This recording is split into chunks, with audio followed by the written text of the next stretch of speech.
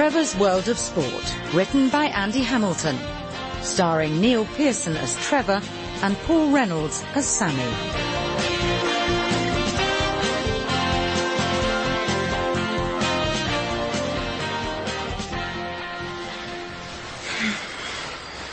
Morning, Trevor.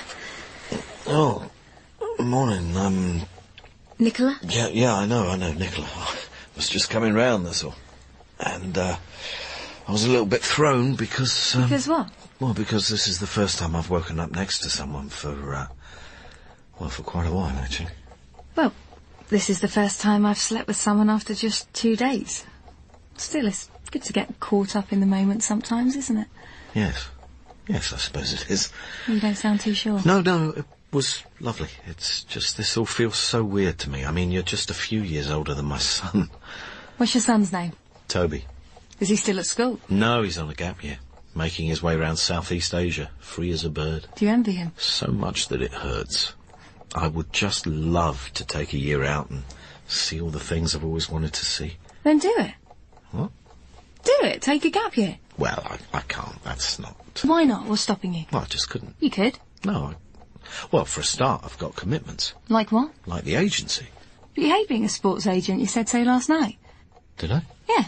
Just as we got stuck into the second bottle of wine. All your clients are overpaid whingers, and the one who's had a facelift is driving you mad. Well, yeah, but... And there are times you wish you'd step in front of a bus. I said that? As we started the third bottle. Sounds to me like you really need a break from it all. Yeah, but... Well, I couldn't just walk away, you know. It wouldn't be fair on my business partner. Ah, is this the partner who's always landing you in it by doing stuff that's embarrassing and inappropriate, like trying to poach other people's clients at funerals? Yeah. Anne, who once told Martina Navratilova that lesbianism was just a passing fad. Yeah. Anne, who threw bread rolls at Sir Alex Ferguson for a dare. Yep. Anne, who said... I think we've established who we're talking about. Did I really tell you all that? It all came pouring out. I'm sorry. Are you married, Trev? No, not really. No, not really. Oh, separated, sort of long-term separated. But we're still good friends. Is her name Meryl? Yes. Why? And has she written a novel that you'd recommend as toilet paper? Third bottle of wine? Talking in your sleep. Dear Sports Stars, good morning. You're trying to sell us something, aren't you? No, this is not just a survey. You are lying. The pitch of your voice has risen by 1 semitone, and I do not like being lied to. So please be advised that if you call this number again, I shall hunt you down and kill you in your sleep. Blimey. That was a bit extreme, wasn't it? It is the only way to deal with cold callers. What, with a death threat? Anything less doesn't stop them. But it's probably just some poor student trying to earn a few quid. Everyone has to take responsibility for their actions, Barry. I know that. Good. I'm pleased that you know that. Fight the good fight with all thy might. I'm on a trip to the kettle. Who's for tea? You're in a good mood. And why wouldn't I be in a good mood, Heidrun, when every day brings us nearer to the second coming of our Lord? Oh, right. Is it circled on the calendar? If anyone wants me, I'm in my office, updating my blog. 5,000 visits it's had so far. Morning, all. Did I hear you say 5,000 people have visited your blog? Yes. Why? Because they admire me and want to be like me. Right.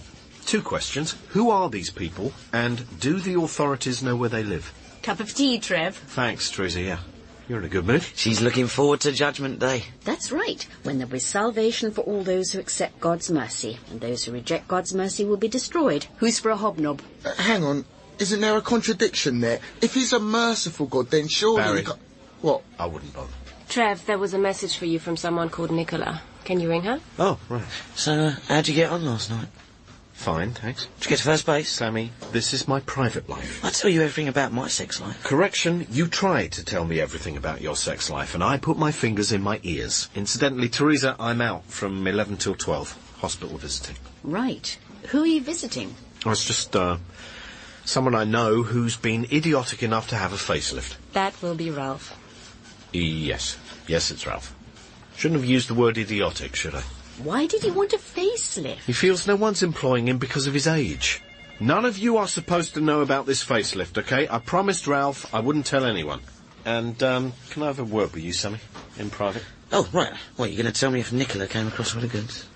You do know what private means, don't you? Of course I know what private means, Trev. It's plastered all over my front gate. Yeah, under those pictures of the Rottweiler that you don't actually have. It's called disinformation, Trev. Messes with burglars' minds. Your tea, Heidrun. Thank you. Barry? Oh, cheers. So, poor Ralph felt he had to do something about his face. None of us like the thought of getting older, I suppose. Dennis has taken to dyeing his hair. It's not a great success. Young hair on an old face never looks right. I think that's why Michael Heseltine never got to be Prime Minister. When is Dennis moving back in with you?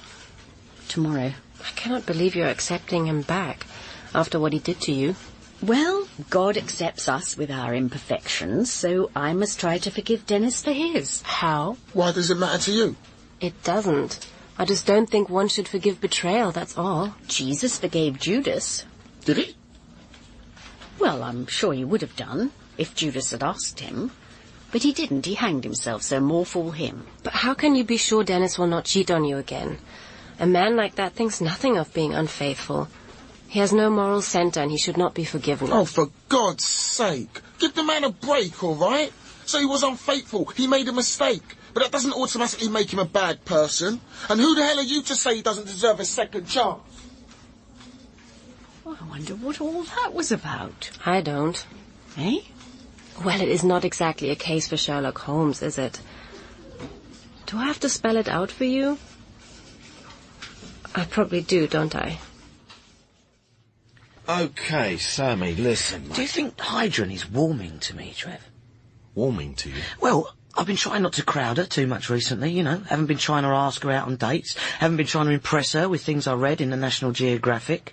Haven't been trying to pay her compliments in German. Well, not since you inadvertently called her an exquisite bacon slicer. Oh. See, I've backed right off. And I think it's starting to pay dividends. Really? Well, she hasn't likened me to a troll for weeks now. Good. Now? And she never goes back to Germany. Have you noticed? I wonder what it is that keeps her here. Can we stop pondering the enigma that is Heidrun for a second? Only you and I need to have a potentially fraught conversation, so... Is it about the company accounts being late? No, it's not. You didn't tell me the accounts were late. Oh, it'd be okay. The most we're talking about is a small fine. Maybe we should employ a more established firm of accountants. Trev, how many times do I have to tell you? Cousins charge less. Yeah, but Look, don't start obsessing about probity and all those other words you like throwing around. Just tell me what it is you wanted to tell me, come on. Well, it's like this. I think I'd like to take a sabbatical. A what? A year out. Like a gap year, just take a year off. Take a year off? Why? Well, because I don't look forward to coming to work anymore. I'm not enjoying being a sports agent. Used to be fun, but now nobody trusts us, nobody likes us. I quite enjoy that. Yeah, but you've always had a bit more of a siege mentality than me, haven't you? Hence the slogan on your wall. Kill them all. Well, that's just a motivational tool, Trev. Psychs me up for negotiations. Yeah, I know, but you've always approached the job in a gladiatorial way. Me, I'm more collaborative. I like an atmosphere of trust. I don't like attending meetings and wondering if I'm being secretly filmed for Panorama. Well, we could always insist on a body search, Trev. No, it's not about body searches. It's about me. I just think maybe to recharge my batteries, I need to take a year out. If you take a year out, what the hell will you do? Well, for instance, I thought it might be interesting to try to trace my family tree. Yeah, I tried to do that once. Yeah. It was hopeless. All my ancestors used false names. Yeah, but the main thing is I want to take time off to think. Think? Yes. Think about what? What's to think about? Honestly, Trev, this is no time for you to have one of your trademark mini-menopause. It's... You all right? Yeah, I just need to sit down. Now I'm fine. You've got a bit grey. Are you poorly? No, I don't do poorly, Trev. That's for people with no mental strength. Ah, right. Sorry. I forgot. So...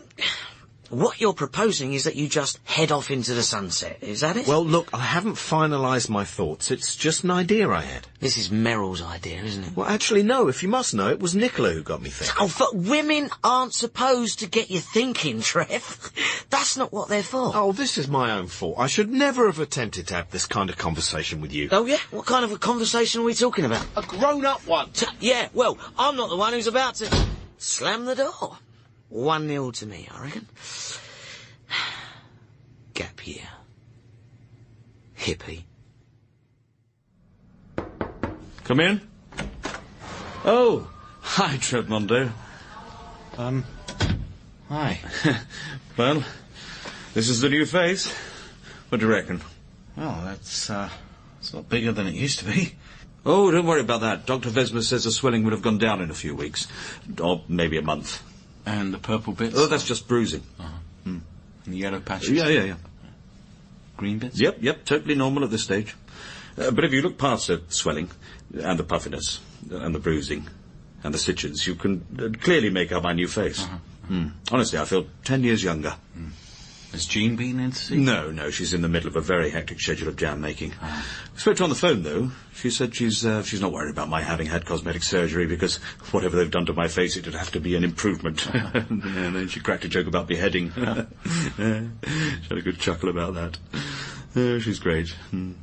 She just sees the funny side of everything. When are they sending you home? Tomorrow. Or the day after. In the evening, probably. I'd rather not be travelling in daylight hours at the moment. Right, yeah, understood.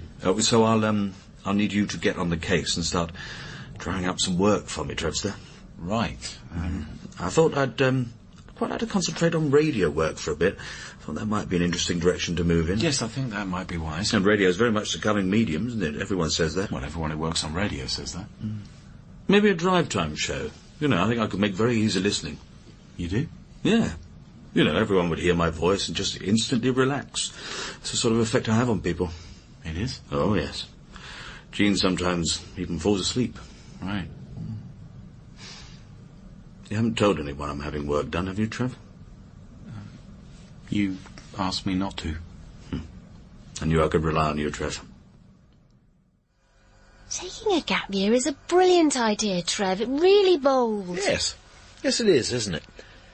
I mean, obviously I haven't committed to it yet because I need to think it through, work out all the possible implications.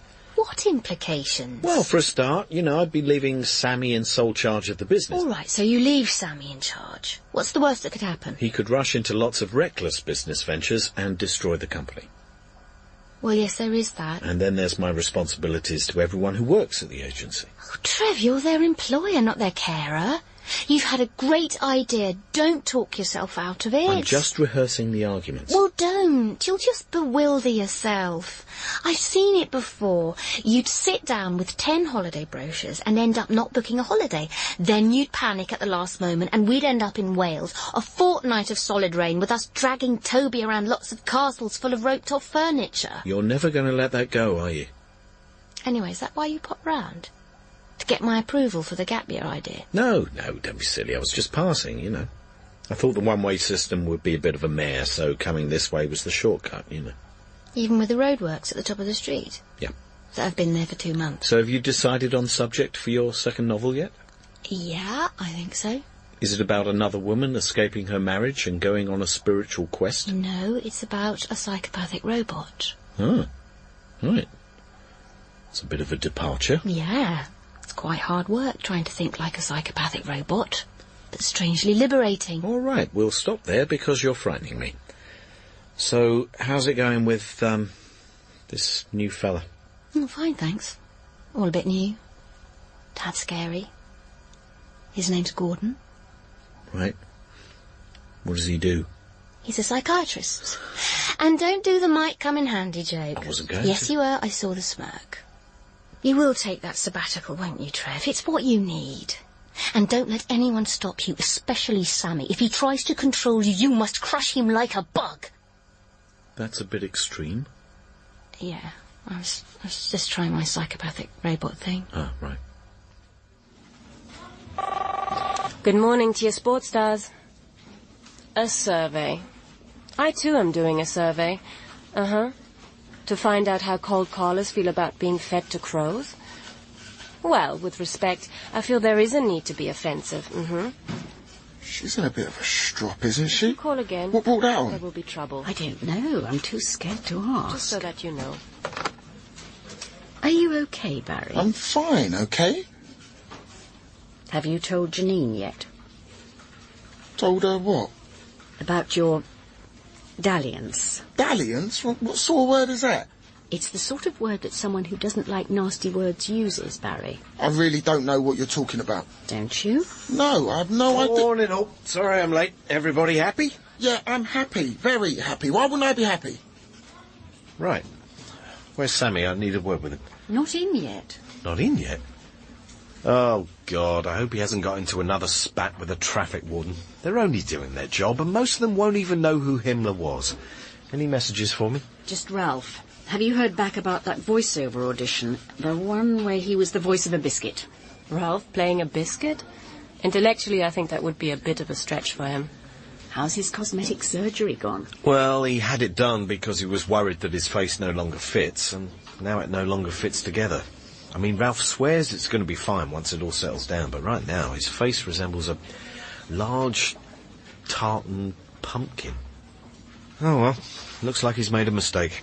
And when we make a mistake, we have to live with the consequences, don't we? Yeah, we can do without the little pearls of wisdom. Thanks, Trev.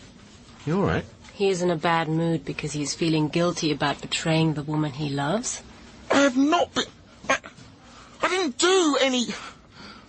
I don't think anyone could describe it as betrayal. I just did. It was... I was drunk. So was she. It just happened. Neither of us meant to.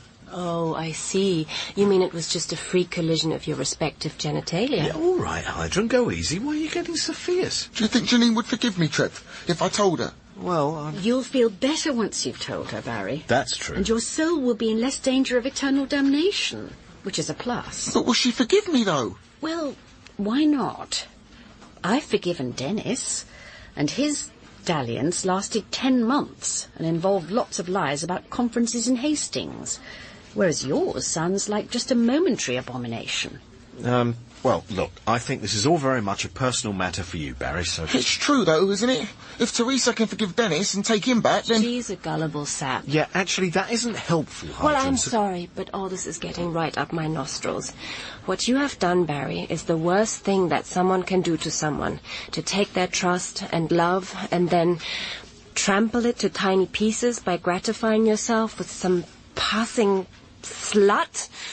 To humiliate someone by taking the precious gift of intimacy and dragging it through the sewage of a one-night stand, leaving the poor broken wretch you said you loved raging and wailing at the cold black Bavarian sky? Anyway, that is just my opinion. Jeez, I'll be glad to get out of this place. What? Nothing. Sammy? Where the hell are you? It's like a madhouse here. You better have a good excuse. You've been rushed to hospital? Okay, yeah, that is quite a good excuse. I'm on my way. So yesterday was quite a dramatic old day, then? Yeah, apparently Sammy had suddenly found that his heart was racing and he couldn't breathe. But luckily the charity collector he'd been threatening had the presence of mind to call an ambulance. Doctors ran loads of tests. I sat with him for a while, but doesn't look like anything serious. Oh, good. Which hospital is he in? Well, funnily enough, this one. He's a few floors below you. He doesn't know I'm here, does he? I don't want him coming up here and seeing me looking like this, Trev.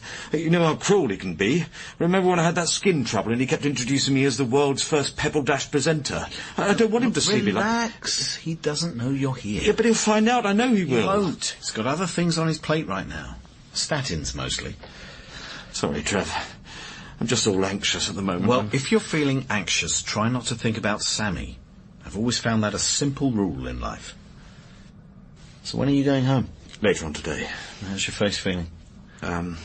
What's the problem? Well, it's just... It feels a bit... unstable. Your face feels unstable? Yeah. I'm sure it's just psychological, you know. Once the swelling goes down and I can see my eyes again... Sure, I feel much more relaxed. Well, have you mentioned the instability thing to Dr. Vesden? He's not here. He only flies in 3 days a month. Right. No, it's me. I'll be fine. I'm just being silly. It's going to take time to heal, that's all. Yeah. I mean, to be honest, Ralph, you look a bit like the Elephant Man's little brother. So I reckon it could be a couple of months before You are so right, as always, Trevster. Realism is the order of the day. I must be realistic. Oh, by the way, I've heard they're looking for a replacement for Wogan, if you get my drift. Well, thanks for bringing my post in, Heidrun. Well, Trevor felt that this angry letter from Arsene Wenger would cheer you up. Yeah, I love these. Oh, look, it's spelt tapping up with 1 P. And everyone always says it's so sophisticated. How are you feeling? Oh, I'm 100% tip-top. Fighting fit, all this. You are scared. No, I'm fine then.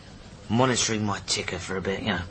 They reckon I might be suffering from the same problem as Tony Blair. What, terminal arrogance? Yeah, very good. Hey, listen, there's no need for you to hang about. You probably want to get back to the office. Not particularly. Barry and Theresa are really getting on my nerves at the moment. Oh, yeah. Trev mentioned that you'd given a forthright expression of certain views on certain events. I said more than I meant to. Is that why you don't go home to Germany? You associate it with painful stuff? Because I'm the same with Basingstoke. Too many memories. Well, and a restraining order. Oh, please. I would rather not hear any details from your personal life.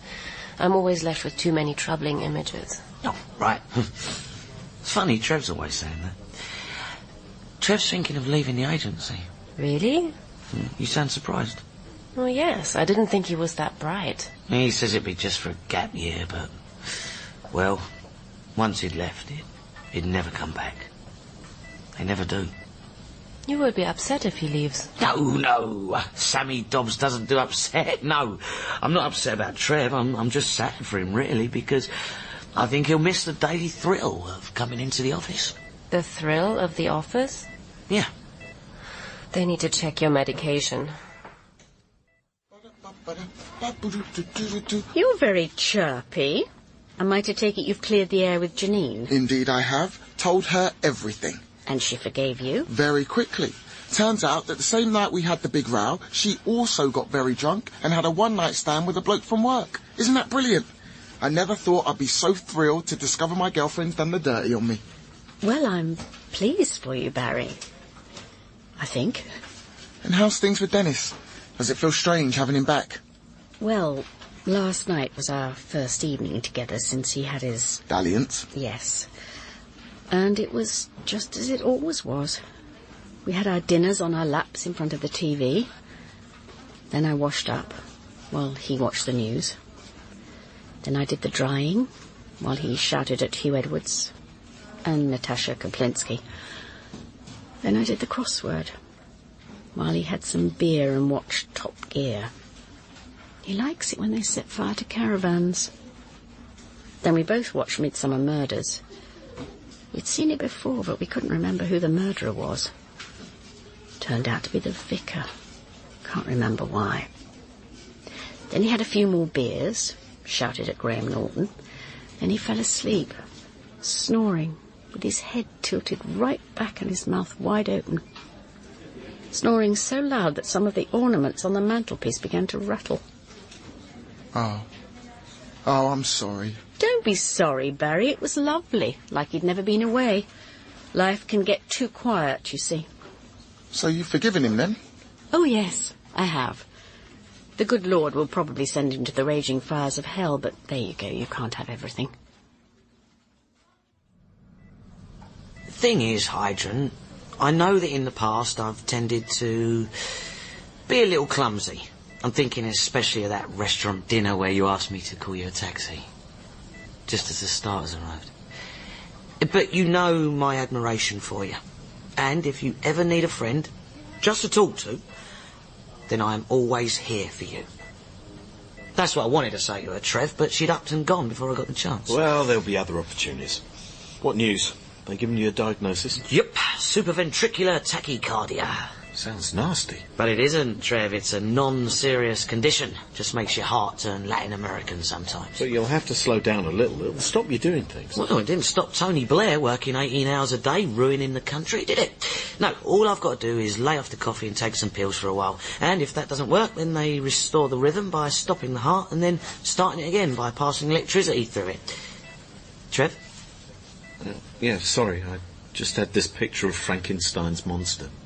It's funny, it's what Heidrun said. Now, listen, Trev. I need to talk to you about your gap year. Oh, that can wait. No, it can't, Trev. You should go. What? Take your gap year. And you wouldn't mind? Well, I'd miss you. Of course I would. I'd miss your support. And your funny little sayings. Don't lie to the Inland Revenue. You need to be disabled to have a sticker. Most of all, I'd miss your company. But I can't ask you to manage on your own, not when you've been poorly. Trev, they're discharging me in the morning. Yeah, but... Trev, there's nothing to stop you taking this gap year. Apart from you. But... Oh, cope, fine, okay. I mean, what's the worst that can happen, eh? Apart from me bankrupting the company. Yeah.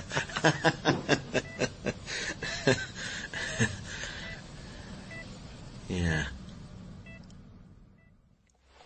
Oh, here we are again. So it seems. Listen, Trevor, I know this is early days in our relationship, but I'd just like some reassurance about, well, sort of about commitment and stuff, really. Commitment? So far, you know, we've had sex and a lot of laughs and stuff, but I was just sort of wondering whether you see our relationship as something more than that. Because if you do, then I'm out of here. Sorry? Well, I just want the laughs and the sex. I'm not after commitment, Trev. Well, no, neither am I. Oh, thank God for that. It's just, well, I read a few chapters of that novel that Meryl wrote, The Wife Who Got Away, and the husband character is so needy and clingy. Yeah, he's not me. He's nothing like me. Oh, good. Now, good Lord, no, he's an indecisive drip, isn't he? Really wet. I mean, in one bit, he cries during an episode of Upstairs, Downstairs. I never did that. Good. Have you made your decision about your gap year? I have. I've weighed up all the pros and cons, looked at it from all possible points of view, and I have decided that I am definitely taking a gap year. Oh, Trevor! But not this year. Oh, Trevor. Or next. Maybe 2 years down the line. Gives me time to get everything sorted before I go. Just do it. I can't just walk away. I have commitments, responsibilities. Oh, there are people who need me. For example, this call's from Ralph. Hello, Ralph. How can I help? I just wanted a bit of practical advice, Trev. You want a bit of practical advice? Certainly. Fire away, Ralph. Well, I was just wondering, what's the procedure for when you're lying in bed and a bit of your ear drops off?